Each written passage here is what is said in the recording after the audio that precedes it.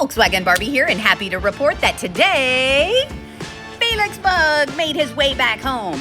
As you can see, we've already got the front dash tacked in for the Dakota digital gauges, and our job now is to get this body fit over to that chassis. We've got to get wheel measurements, and to do that, we've got to get the fitment done. So, after we get finished with that, our next job is going to be laser blasting this entire Beetle, getting some primer and lizard skin put on it, and then it goes back to black sheep for paint. So peace out and watch us work.